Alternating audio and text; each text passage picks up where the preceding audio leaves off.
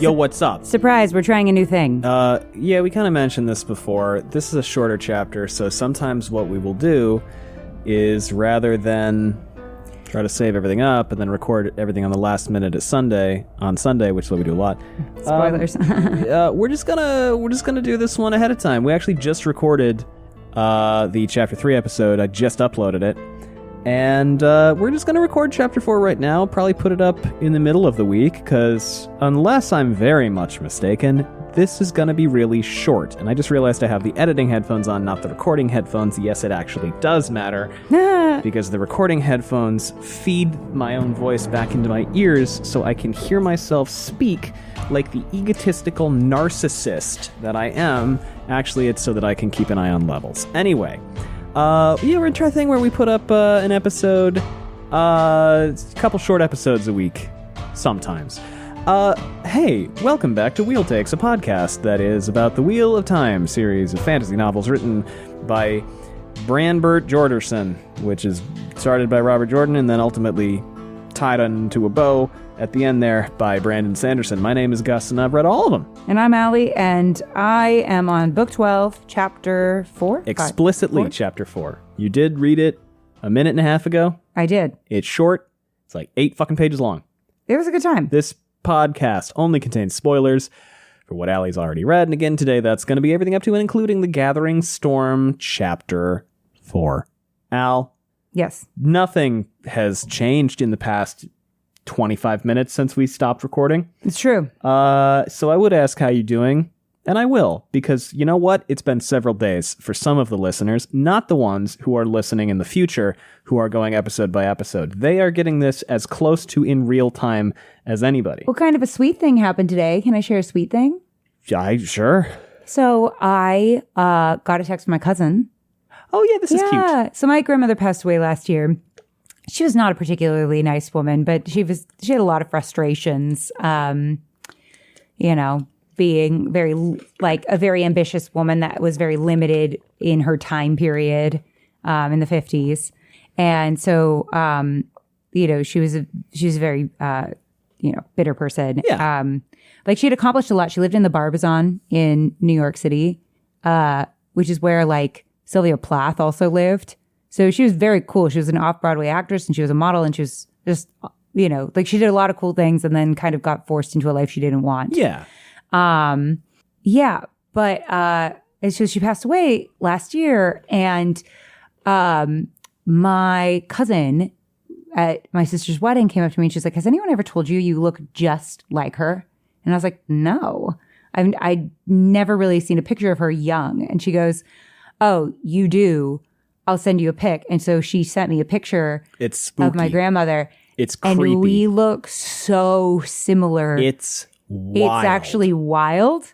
I sent it to a couple friends. They were like, which one are, a side-by-side comparison of a black and white photo of me and a black and white photo of her. And they were like, are those the same person? They're like, which one is you? They asked me which one is you, which I thought was actually kind of crazy. So it was really cool. Down to how we stand. I think the only thing that was different is our nose. So I don't know, it was kind of neat in a way to be like, oh, and I'm doing a creative career. I get to do that and she didn't. And I don't know, it's just kind of nice in a way to be like, look how far we've come. And that her granddaughter gets to do her dreams and have her husband and family. It's fun, isn't it? I think that's really neat. And so, yeah, I don't know. It was cool. It was a cool thing. You know that TikTok sound that's like, you don't know me, but I know you. It felt like that in a cool way. Yeah. Anyway, so that was a cool thing that happened that I forgot to share on the last episode. I love it. Look at that. I love it.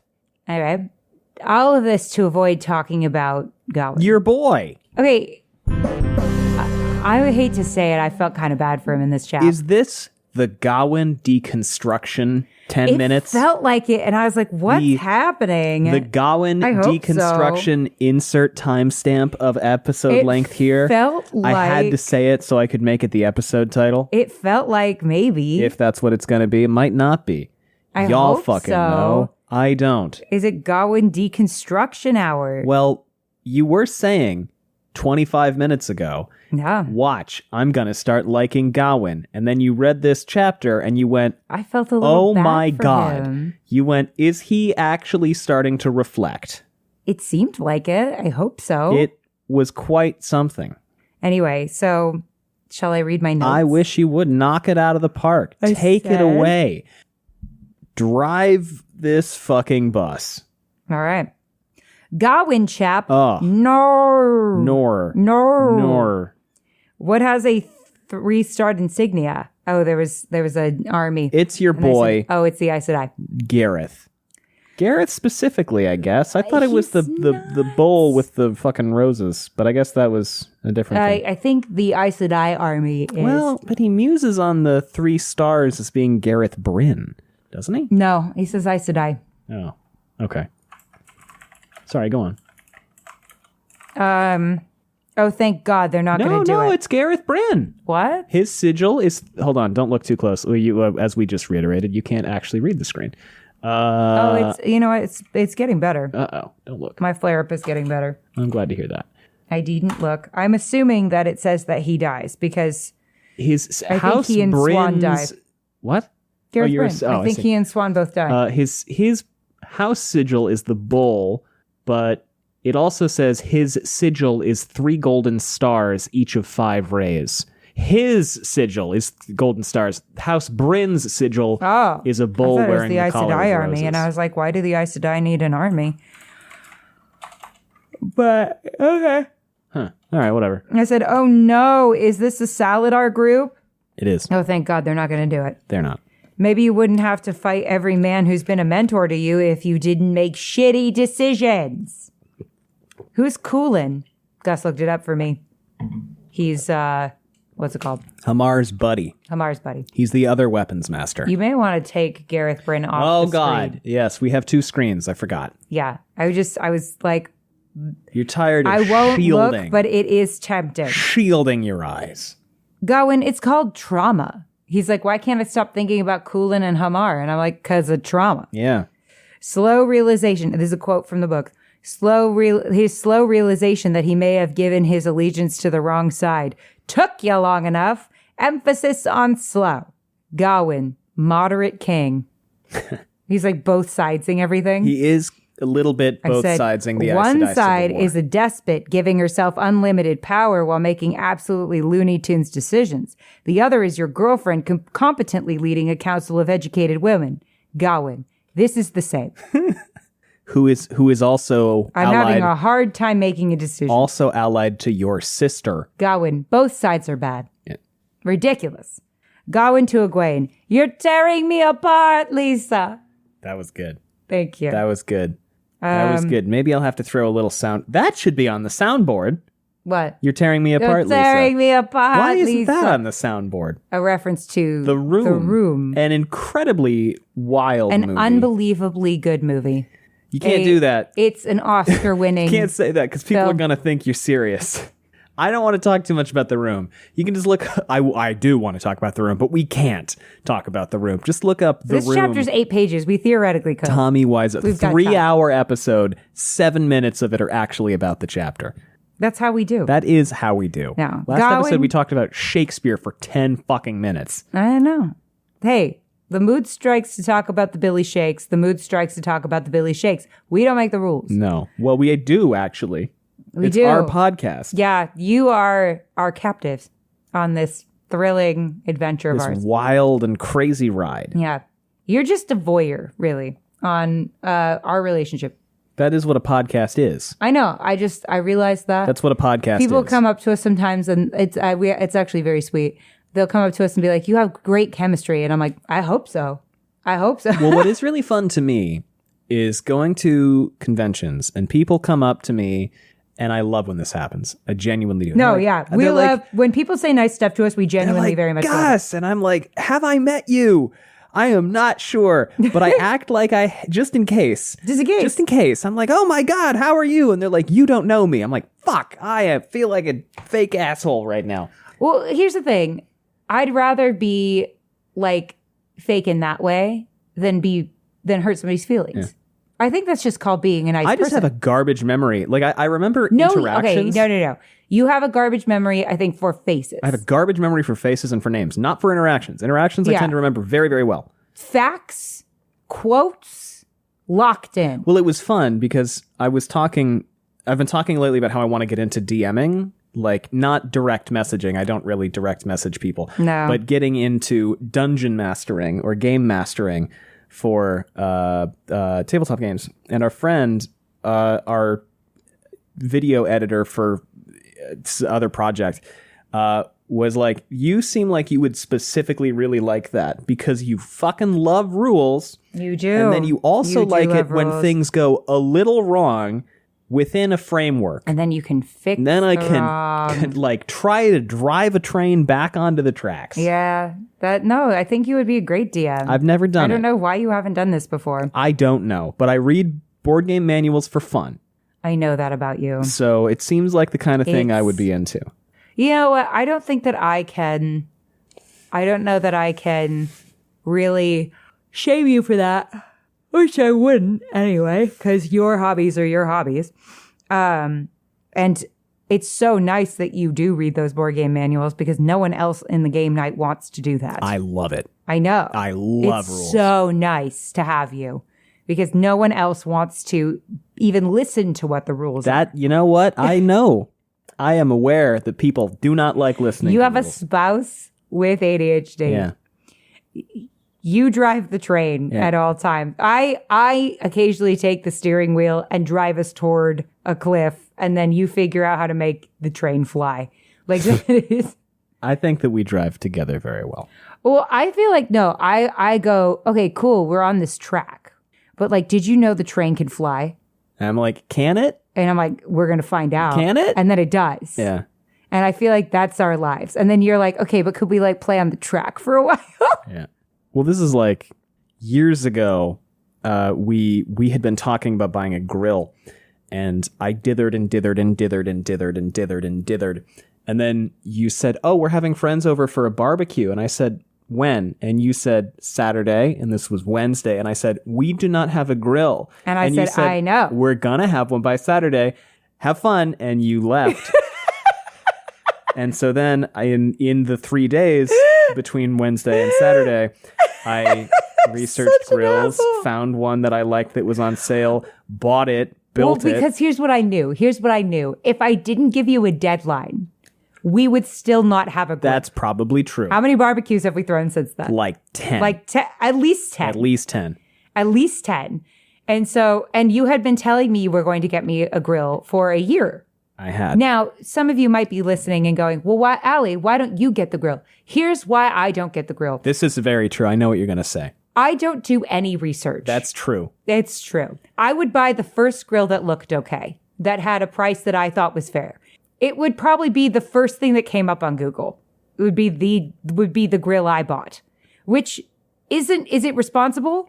No. SEO. Do I understand why I'm like this? Search engine optimization. You are the target audience. I am the reason SEO exists because I will click the first thing and be like, that's what I bought. See, I'm the kind of person who, if I am buying fucking bamboo skewer or anything, I will do appalling amounts of research. And listen, are our things so much better with you than with me? And since you have come into my life, like, do we have better appliances? Do we have better everything? Yeah. But does it take 10 years for us to buy anything? Yeah. Yes. You know what's really funny is there's one time where I was cooking, I don't know, I needed a can opener, and our can opener broke, and it was like 8 p.m. No, it was 7 p.m. and the store closed at 8. And I was like, fuck, I need to make dinner. I don't have a can opener. So I ran to the store and I bought the can opener they had. It's the one time that I didn't do any research on an appliance. and it was a name brand can opener. It was like a known brand. And I was like, this will be fine. It sucked. It is the worst can opener. This sounds like a petty thing, but no, it's not. It was fucking infuriating. The teeth wouldn't fucking clench, and it took forever to open anything, and it kept slipping off, and it ruined my can opening experience, and I will never not do research on stupid petty bullshit again. I have since bought an OXO can opener, which is significantly better. It's really good. And this is the thing. He knows the brand of every appliance we have. It's an OXO Good Grips can opener that I have now. I am just like, does it work? Yes. Well, here's the thing. Great. Maybe not, as we may have learned about the can opener. No, this is the thing. I love this about you, but this is the other thing. He will do all the research, and he will figure out the best thing for us to buy. He will figure that out. And he will be like, I figured it out, Allie. And I'm like, great. You figured out what we're going to buy. And he's like, yep. And this is how much it costs. And like, that's good market value. And la da da da da. Here's all the features. I'm like, amazing. When is it arriving? And he's like, I have to think about it still. That's true. I do that. And I'm like, you know which one it is. I know you have conducted at least an hour of research on this. That's what I did with our TV. That is more time than anyone has spent on an appliance ever. That was what I did with our TV. You remember? Like, yes. I spent 4 months doing miscellaneous research. I set everything up. I determined the thing that would work best with our the size we had. I figured out the right mount to get. I did all of that, right? How many HDMI ports, which ones supported eARC, a multiple of that, and then I figured out exactly what we needed, and I waited 3 months to buy it. I know. It not like it was going to go on sale. I know. I know. And then the funny thing is, it did go on sale, and I still didn't buy it.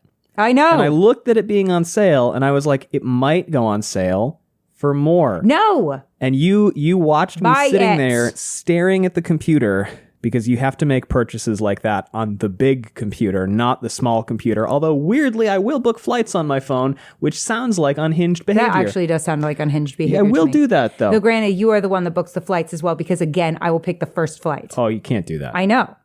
Can't do that. I know this about myself.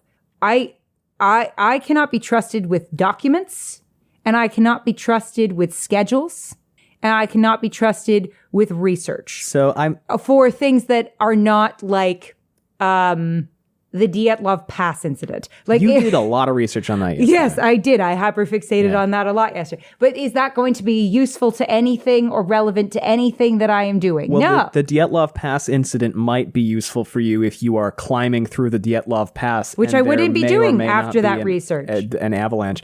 But I was staring at the thing with the items in my cart, and I was agonizing over this. I know. And I knew we could afford it, and I knew it would be fine. And you're watching me sweat and like bite my nails, and eventually you just go, for fuck's sake. And you lean over and you click purchase. And I screamed. I didn't, but you know. No, it's true. This is what I'm here for. I am here to help Gus make a decision. That is among other things. Yes, because I am a rather, once I know what I want to do, I do not look back. I do the thing. No, you don't. I do not. My mother, I love her. I do love my mom.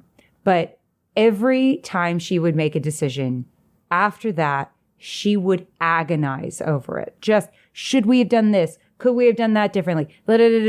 So much so that oftentimes it didn't feel like she enjoyed the decision that we had made, right?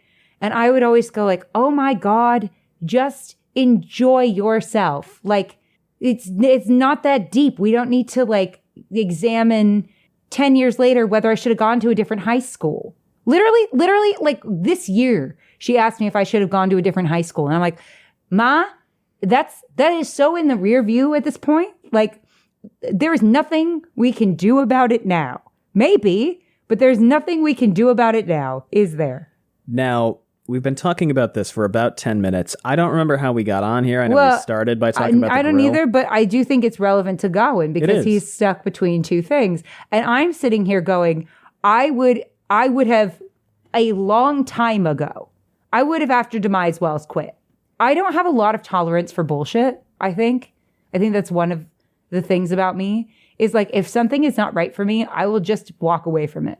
That is true about you. Yeah. And not in like a flaky way. Like if something is right for me, I am like there. But if something is not right for me, I don't tend to dither very much or do a lot of look backs. I think, yeah, in part because my mom did that so much that I was like, what's the point of that? And she'll tell you herself that she doesn't like that this bothers her. Sure. That like she wishes she weren't this way. And like I think it's a beautiful quality, by the way, that you are such a careful person. I am honestly like I could afford to be a lot more careful as a person. But I am not wired that way. I am wired where I'm like, I will give you a deadline. I have decided to throw a barbecue. And we will need a grill for that. So you have a deadline because I know you and I know you need a deadline for things sometimes. That's and true. I know sometimes you need someone to click the button. That's true. And that's fine. I am quite happy with the grill we got. Often when Gus has an email he doesn't want to send, he writes it, I read it, and then I click send. It's great. It's very useful. Yeah. It's very helpful. If you are a dithery person, get yourself someone who will click the buttons for you. Allie, Wait. Yes. I had a larger point. I had a larger complimentary point. I think, like, I have other things that I am good at, right? I kind of, you keep the train on the track, I keep the train moving. Yeah. Is kind of our dynamic, right? Well, the metaphor that I have used throughout our relationship is that you're like 11 balloons and I'm a small rock. Yeah. You're a rock that keeps me level. You keep the rock moving through the air, and then I keep the balloons from flying into the stratosphere. Flying into different directions. Yes, because like I am just a monster, and I hate admin. I can't do admin. Yeah. Anything admin. I can't do stuff that doesn't interest me. And you are so good at being interested in the careful details. I'm not a detail-oriented person. How did we got on this by talking about DMing and board game rules and... Oh, well, I think everyone needs someone like you and everyone needs someone like me. Yeah, I hear you. We're very well matched. Makes our dynamic work. But how did we get in this conversation in the first place? I never know. We talked about... I just operate on... Again, I operate completely on vibes. Sure. I am a go with the flow, pee in the wind. I wouldn't do that. I know you wouldn't. That's true. I know you. Well. See, here's the thing: is like I'm a kind of person shit happens to because I just like go for it and do shit and find out what happens. You study and you plan your attack. We're just different, and so I have like weird shit happen to me all the time because I'm not the most careful person. I have a lot of good stories because of it. I also have a lot of sad stories because of it. But like, I think that I'm also a good time. I'm a big fan. But you're a good time in a different way. Do you have any You're other? dependable. Thank you. Here's the problem, though. For people like me, when we look at job applications, they're never looking for people like me. They're looking for people like you every time. They're looking for detail-oriented. They're looking for punctual. They're looking for organized. I am none of those fucking things. But I'm not a morning person. Neither am I, though. I cannot get up early. We've talked about this, though. I'm like, what are we supposed to do? I want one job that posts that's like, I'm looking for a fucking disaster. Podcasting, actually. But like, I just want one that's like, I don't care if you show up on time. I don't care. I'm the personality hire of every job I've ever done. I don't think that's true, but that is kind of you're wonderful. That is kind of the premise of The Haunting of Hill House, the book, going back to what we talked about before. Yeah, the personality hire. By the way, I meet a deadline though. I meet a deadline like a motherfucker. Yeah. I will work hard, but I just don't. I'm not organized and I'm not punctual. So we've been talking about this for 15 minutes. Well, I just wanted people to know this. And I'm into it. But we should probably talk about Gawyn. You know what? This is my way of talking about Gawyn. Sure, that's fair. Because right now, Gawyn is in the middle of a very difficult decision. Actually, I always feel like my weird diatribes at the beginning and my weird offshoots, in my mind, are connected to what we're talking about. I feel like they're kind of the point most of the time. They are. So if you will let me get to my point. Yes. Please, go on. In 7 to 10 years. Take your time. What I'm doing is saying Gawyn right now is in the middle of the decision. And to me, he is giving essence of Gus. about it. He's hemming and hawing. He has all the information in front of him. He's just afraid to jump. But this is only after, respectfully. And you're not saying, you're not a both sides or no. And I'm not saying you would have made the same. There's equality. I'm not saying you would have made the same decision Gawyn did, but this is only after he did this seems like a good idea. Because he did. He was in a position where he had to. He bought a shitty can opener is what happened. He bought a shitty can opener. He bought a garbage fucking can opener, and he has been trying to open beans he's hemming for fucking 8 books. It's always fucking beans. It always comes back to fucking beans. And then our cat steals the beans. Our cat does. So Gawyn's been trying to open the beans for his chili, and he's just, the can opener sucks, and the beans keep slipping, and they end up on the fucking floor. And then he's like, what am I supposed to do? Now the cat comes, eats the beans off the floor, and he's like, this is the worst thing I've ever seen. Beaker does eat beans. He fucking loves beans. He loves beans. But it's a problem. That's the thing. Gawyn bought a bad can opener, but rather than, only now is he like, maybe I should have bought a different can opener. Yeah, well, I think he's been suspecting this for a while, because Dumais Wells was when he started to kind of go, maybe Elida is bad for me. But that's what he's saying now. I'm like, break up with her, dude. Yeah. Like, if something is wrong for me, and I think it's wrong for me, I will ask 3 friends, get their opinion, and then make a decision. That's what he's saying now, but I think he hasn't been as open with himself about it prior to this chapter. Well, I don't think we've gotten really in his head. Once or twice. No, because he's like, I think Elida's trying to kill me. He thought that after he did Dumais think that. Wells. That's true. Which I'm like, I think that was the beginning of the deconstruction. But I'm like, deconstruct faster, motherfucker. Yeah. My God. Like, Egiana got like one piece of information and threw her entire culture away. Your girlfriend is telling you that the things that you think are true are not true. She's also the head of the other side. She is. That's true. So the time to throw everything to the wind was when you fucked her in the dream. Probably. I would be so annoyed. If I were the Amerlin seed on the other side and my boyfriend were trying to take out some of my army. It's not great. I'd be so annoyed.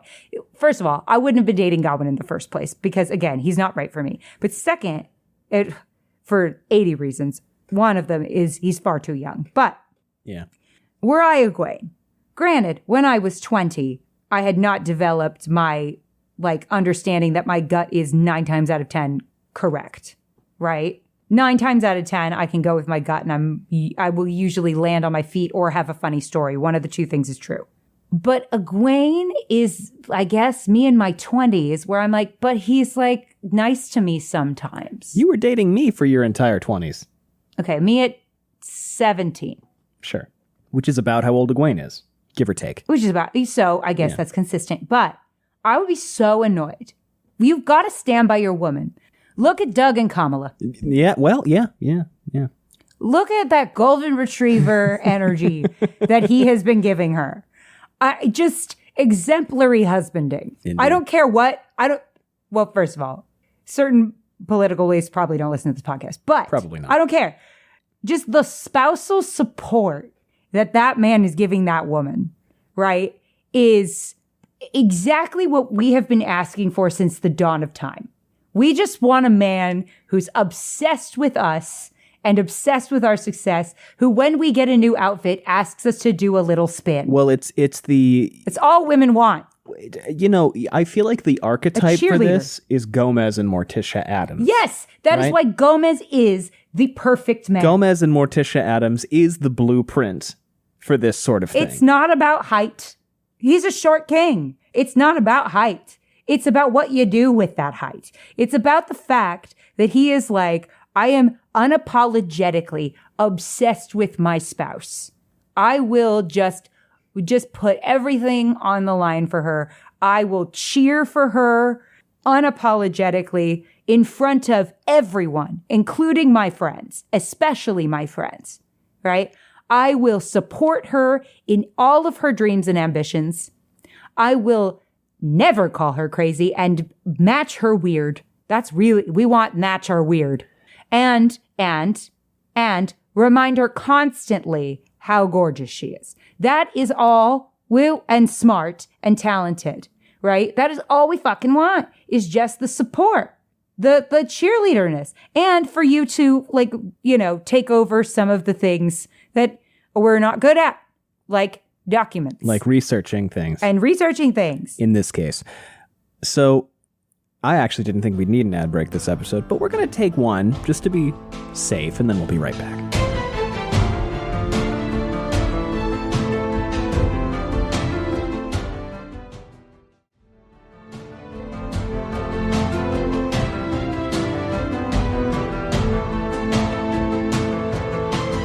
Welcome back. I would be so annoyed if I would have broken up with him. Well, yes, that would. The other day, a friend of ours broke up with somebody. That's true. And it was a relationship of 4 months. We did not like this man.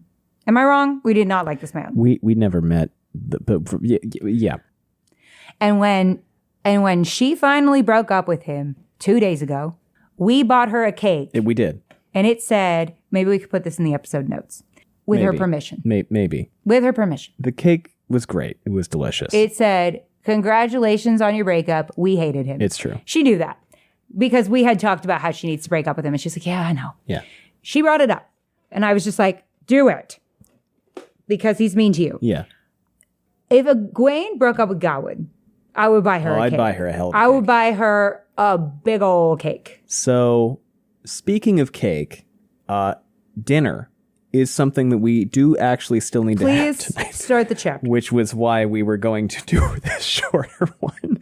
I'm here for all of this. I'm loving it. But again, in the realms of... We're going to zip through it. It's 8 pages long. Well, we say that, but we're 30 minutes in, and we haven't started. I said what I said. We're Do going you to zip have through. more notes, by the way? No. I don't Okay. think... Wait, hold on. Hold on. No. Oh, wait, I do. One last one. Sorry. Gawyn sunk cost fallacy, Tracan. It's true. Gawyn watched the sun burn the clouds to death like Ali wanted to burn him to death in the west, the final light fading. That haze of perpetual gloom, which is what Ali feels whenever Gawyn is on the page, kept the sun itself shrouded, just as it hid the stars from his sight at night. He's so moody. I love this, by the way, this sun thing. This is very Shakespeare. This stars thing. Yeah. Because he's like, I don't know what I'm doing. I don't know what decisions I'm making. I think I'm doing the wrong thing. And the stars are all out. God, Gawyn's Hamlet, isn't he? Knackers, in this case. I'm thinking, I know, but like he's very to be or not to be right now. Yes, He's also very Hamlet. indecisive. Yeah, but and he's mean to his girlfriend. He is. Well, yeah. I don't think that there's anything meaner than taking out men in her army. No. I'm just saying that the Ophelia thing, Oh, yeah. you know, Well, I hope it doesn't turn out that way. shouldn't. I'm just saying that I hope not. Gus, look me in the eyes. Hamlet doesn't want Yes. to be mean to Ophelia, Look me in the eyes. right? I mean, that's Does always... this end tragically? I can't tell you that. Gus. But I'm Hamlet's mean to Ophelia, stressed so Ophelia out. stops hanging around him and won't be culpable for the things he does. Unfortunately, she, drowns herself instead.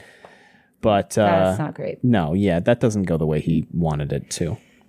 We can't talk about Shakespeare every week. Just kidding. And then they all die. In Everybody Hamlet, dies. spoilers. And then Fat Ham came out. That's Fat a great Ham play. Was That's a great play. That's a really good play. Won a Tony. No, Pulitzer. Both? Maybe. Great play. Really, really, really funny play. Really well written. Anyway, the reference I was making is during the dagger speech, the titular character of the Scottish play, which I will not say the name of, is like, the stars don't even want to fucking look at me. Oh, yeah. I'm so stressed about this. No, you're just in Los Angeles, baby. The You can't lights see are his too light bright. pollution. So they're watching some You can scouts. see some of them. And Giselle goes, let's engage them. And Gawyn is like, there's like kids and shit down there, man. There's like civilians and kids and also my girlfriend's soldiers, but I'm not going to comment on that. But there's like children and shit down there, dude. I just feel like we should realize Elida sucks. Gawyn? She's a bad boss. Giselle said, I count barely a dozen of them. If we send Roddick's squad to come in from the north, we'll cut off both sides. She actively wants him dead, and Smash he them knows between that. us. It's getting dark enough. They won't see us coming. We could take them And his without so much girlfriend, as his sister, and a bunch of other cool people are on the other side. running up a ladder. And the villagers? Gawyn asked. There are children down there. That hasn't stopped us other times. Those times were different. The last 3 villages they've searched point a direct line toward Dorlan. If this group vanishes, the next one will wonder what it was they nearly uncovered. We draw the entire army's eye in this direction. But no, Gawyn said softly. We have to know when to fall back, Giselle. We came all this way for nothing. Wait, have they been killing refugees? Is that what's happening? Is that what's being implied? They have attacked scouting parties who went into villages. I think the implication is they were okay with collateral. I don't know if there was collateral damage, but they were like, because what are the scouts doing? Checking for enemies, right? They're coming in, they're buying food. Oh, yeah. And they're letting people join if they want. Yeah, but there's no compulsory thing. No, they're there's treating not. everybody real nicely. Explicitly not. Yes. Everyone is worried that they're going to start doing conscription, but they're not. Nah, Gareth Bryn seems cool. He seems chill. And so Gawyn is like, yeah, man, we have intercepted them doing this before. Spanking thing. Well, but again, we will just pretend. We will throw that in the trash. I am so glad we have this carefully button back. researched trash compactor. What? Oh. We don't have a trash compactor. I know. Yeah. But if we did, it would be carefully It would be researched. very researched. I'm glad we have this button back. I like this button. It's soothing. I haven't seen a trash compactor in a long time. Your parents have one. They do? Yeah, your dad has one. Oh, different parents. Yeah.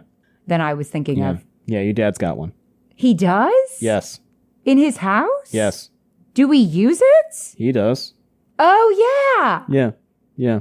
Okay, aside from my dad's weird ass house, I haven't seen. I'm just kidding. Well, I feel like trash compactors were more they were kind of a big thing for a minute, right? Yeah, and I feel like they're a thing industrially. Yeah, of course. But I feel like in a house, personal trash compactors. First of all, they scare me.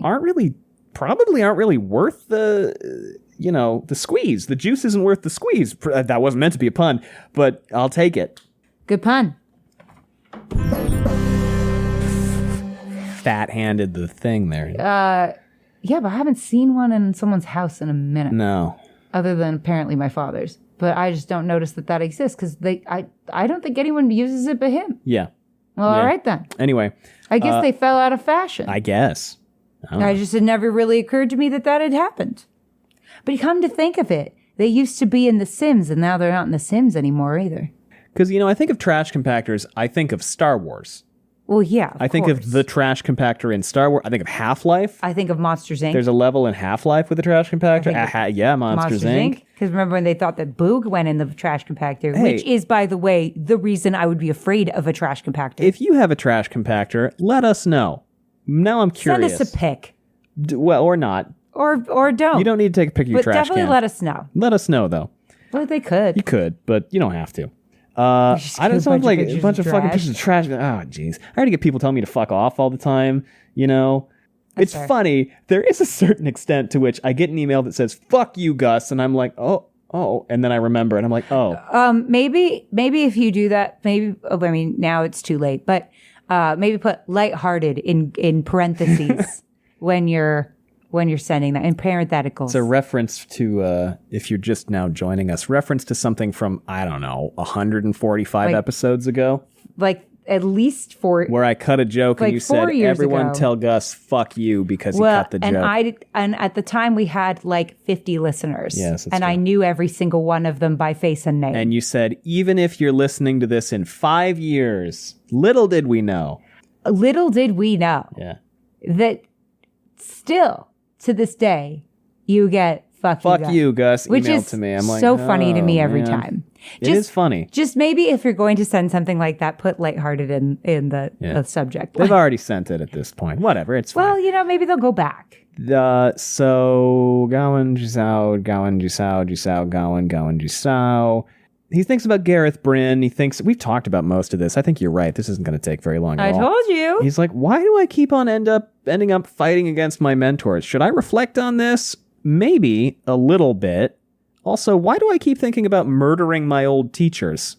Like, that happens sometimes, right? I shouldn't have to worry about that or reflect on that anymore. It was years ago. It's trauma. You made a bad call and you killed 2 people and now you're afraid to do the right thing and about face. But I'm telling you, Eggy Annan has probably killed people and threw her whole culture away. Also, why is Gareth Bryn working for Gawyn? Like, should I reflect on this? Maybe I should reflect on this. All of my friends are on the other side. Gareth Bryn, Gawyn, my sister, my brother, though he doesn't know that yet. Probably. He wasn't certain he had duty or honor left to him. Perhaps his guilt about Hamar. My soon-to-be brother-in-law is on the other side. His nightmares of war and death at Demise Wells were due to the slow realization that he might have given his allegiance to the wrong side. His loyalty belonged to Elaine and Egwene. What, then, was he still doing fighting a battle he didn't care about? Helping a side What, indeed? that, by all accounts, was opposed to the one Elaine and Egwene had chosen. Buy the can opener, Gus. They're just accepted, he told himself. Elaine and Egwene didn't choose this side. They're just doing what they've been ordered to do. Okay, wait, here's what I'm going to do. I'm going to say, Gawyn, I am throwing a Gawyn switched sides party on Saturday. Next Saturday. So by next Saturday, you better switch sides, otherwise the cake's going to be really awkward. Gawyn, buy the TV. Buy the TV, Buy Gawyn. the TV. I'll even click the send button for you. See? It was all relevant. It was. So they jaunt off and ride back to where they are packing up. I don't know if camped up. Gawyn is jaunty. They don't. Glancing upward, Gawyn missed the stars. They hid their faces from him behind those clouds. Oh, these are weird fucking magic clouds, by the way. Like Aiel behind black veils. Shall to be counted. Where did we go wrong, Rajar? In the darkness. Wrong, Lord Gawyn? Rajar asked. I don't know we did anything wrong. We couldn't have known which villages that patrol would choose to respect, or that they wouldn't turn along the old wagon ride road, as you had hoped. Some of the men may be confused, but it was right. Right, they're all children, aren't they? But it was right to withdraw. I wasn't talking about the raid, Gawyn said. I'm talking about this whole bloody situation. You shouldn't have to go on supply raids or spend your time killing scouts. You should have become a warder to some freshly minted Aes Sedai by now. And the guy is like, well, hey, man, you know what? Sometimes you get the bear, and sometimes you die. The bear gets you. Yeah. The wheel weaves as the wheel wills, the guy says, and Gawyn goes, well, it wove us into a hole. And Elida That was genuinely funny. Elida doesn't seem too eager to pull us out of it. They're like, no, and she hasn't. Hey, How man, it's the long Pope. have we It's been fine. dithering? Don't worry about it. How long have we been dithering? Since Book 4, 5, 6, 7, 8, 9, 10, 11. God, this puts you to shame. This amount of dithering. Uh-huh. Good God. See, this is what he needs. He needs Egwene. He needs Egwene to go, I am throwing a Gawyn switch sides party on Saturday. Will you be there? Will you be there? I'll be there. He's also like, Gareth Bryn will be there. Man, All your friends. Elaine will be there. I really feel like Elida's trying to get me actively killed as well. Which is why I'm like, why are you hesitating? If someone were trying to kill me, listen, I don't even think this is that much of a I stick with my gut. I go with my decisions. I don't look back. Like, it's not like I'm not hard like that. You know, when I say, if I were suspecting that someone was going to kill me, I would 180 so fast. I would heel turn instantly. I do think there's an element of this, which is like the kind of soldiery type of impulse where you go like, I might die, but I don't have the full picture. It is possible that No. Well, but that is a real thing, though. No. Not in this case. I know, but I'm saying I wouldn't work for anyone because military is still a job. I would not work for anybody who was putting my life at risk, without talking to me about it. Okay, I get that, but Nope. That's some masculinity bullshit. I don't necessarily. What I am trying to ping on a little bit is Gawyn's entire life has been dedicated to responsibility and duty, to just obedience and loyalty, Which is a problem, in my opinion. Okay, let me. Yeah. I'm not saying, here's what I'm not saying. I'm not saying that, like, doing your duty is for suckers or something like that. I'm not saying that. Yeah, I know. I'm not saying that, like, sacrificing your life for a greater cause is not a noble thing to do. That's not what I'm saying. I am saying that I think Gawyn's problem is that I think that there is a line between, like, necessary sacrifice and, like, being a bit of a sucker. Sure. There are two different, that is a line, right, that we can determine. I think we both can determine that Gawyn's in the sucker camp. Gawyn is definitely in the sucker camp. Right? I know that there is like a bunch of complexity with this issue in terms of war and like your duty and obedience and following orders and like da da da da da da. But I think, right, that Gawyn is in a leadership position. Yes, that's true. And his life is objectively, allegedly valuable. Yes. So if he is being sacrificed without his A-OK, he deserves to know about that, considering he's got a larger duty not to Elida, to Elaine and Andor. That is, and he is mulling on that a lot right now. He's like, I should really be with Elaine. But this is stupid. I gotta be honest, if I were working for somebody, right, if I were in an army where I believed, and I have said this before about other things, where I believed that my life was not at least a little valued by the person I worked for, right? That like if they had to put me in harm's way, that would be a difficult decision that they would weigh carefully. Then I wouldn't work for that person. Like, yes, shit happens in war and you have to make shitty decisions, but I would only want to be working for somebody, right, who at least really weighed that decision and gave a shit about that decision. Yeah. Elida doesn't give a shit about Gawyn, and he knows that. Well, and I think that is, you're correct, and you usually are, always are, almost always. Some of your theories have been wrong in the past. Anyway, I see women as great. But see, there's a difference here, right, between, like, the way, well, and I've had issues with how Perrin and Rand and Matt have treated their people before, but for the most part, they at least have the decency to give a shit. Yeah, and also, you know, Gawyn is right that in this case, Elida is actively like, can I just get these fucking assholes killed? She wants them in harm's way actively. She explicitly wants them to die. Not for the cause. She just wants them to die. Because she keeps putting them in positions to die. Yeah. It'd be one thing, once is an accident, but this is like repeated attempts at killing them. She's treating them the same way Perrin treated the prophets rabble-y type of zealot, you know, ear chopper and fucking... like if Massimo were thinking, he'd realize that he had been put in a trap. Yeah. And that he wouldn't have won. And you know what Massimo did after that? Stop working for Perrin. He did. He stopped working for Perrin. So is Massimo more on the up and up than Gawyn? If so, embarrassing. Well, not anymore. He's dead now. But, you know. I'm just saying, Massimo was like, fuck you then. Gawyn, get it together, my man. Elida has also sent the 300 younglings the blender to harry and attack the 50,000 hardened soldier army commanded by the great Captain Gareth Bryn. And he's like, this is stupid. This is really stupid. I can't harry the fucking Gareth Bryn. This is insane. This is ridiculous. What? 50,000 versus 300? 300 versus 50,000. Yeah.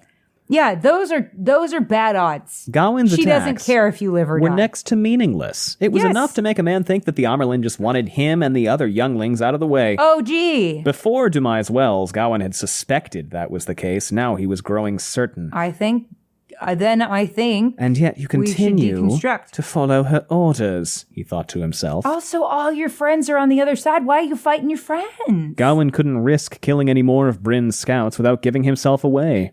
It was time to head back to Dorlan. You know what I would do?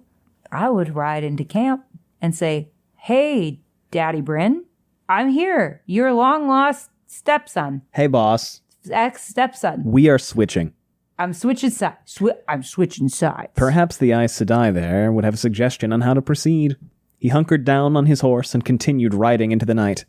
Light, I wish I could see the stars, he thought.